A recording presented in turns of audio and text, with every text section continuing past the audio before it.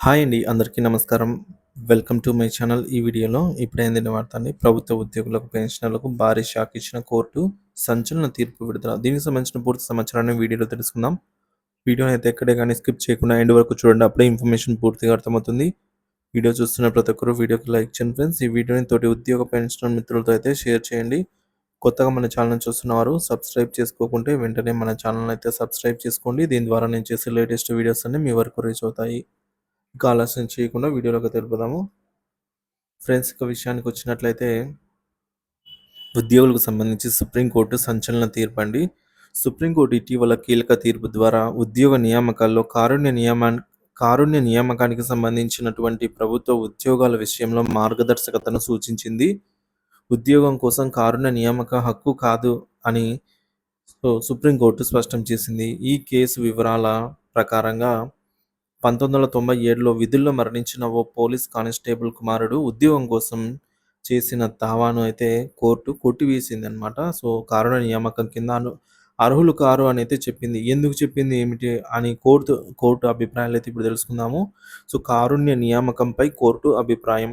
Supreme court తన తీర్పులో ప్రభుత్వ ఉద్యోగి మరణిస్తే అతని కుటుంబానికి ఉద్యోగం కల్పించాలనే నిబంధన చట్టబద్ధంగా లేదు అని స్పష్టం చేసింది.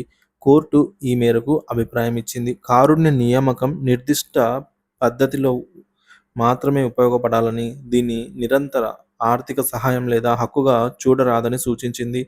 కోర్టు ధర్మాసనం జస్టిస్ అభయ్ ఎస్ ఓకా, జస్టిస్ అనుద్దీన్, అలాగే జస్టిస్ అగస్టిన్ నేతృత్వంతో కూడినటువంటి త్రిసభ్య ధర్మాసనం ఈ మేరకు తీర్పునైతే వెలువడించిందనమాట. సో, అతని పేరు టింకు అండి. సో, టింకు కేసు నేపథ్యం. సో, టింకు వర్షన్ అయితే చూద్దాం ఇప్పుడు. హర్యానాకు చెందినటువంటి టింకు అనే వ్యక్తి తన తండ్రి మరణం తర్వాత ఉద్యోగం పొందేందుకు కారుణ్య నియామకంపై ఆశలు పెట్టుకున్నారు. 1997లో విధుల్లో మరణించిన టింకు తండ్రి జయప్రకాష్ మరణ సమయంలో టింకు చిన్న వయసులో ఉండగా అతని తల్లి నిరక్షరాస్యులుగా ఉన్నారు. సో, అందువల్ల అప్పటికే కారుణ్య నియామకానికి దరఖాస్తు అయితే చేయలేదు.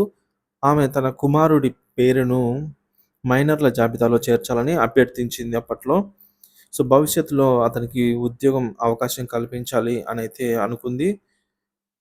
సో, నిబంధన ప్రకారంగా సుప్రీంకోర్టు తీర్పు ఏముందంటే 2008లో మేయర్ అయిన టింకు ఉద్యోగం కోసం దరఖాస్తు చేసుకున్నప్పటికీ 1999లో వచ్చిన నిబంధనల ప్రకారంగా ఉద్యోగి మరణించిన 3 ఏళ్ల లోపే దరఖాస్తు అయితే చేసుకోవాలని నిర్దేశించడంతో అతని అభ్యర్థన తిరస్కరించబడింది.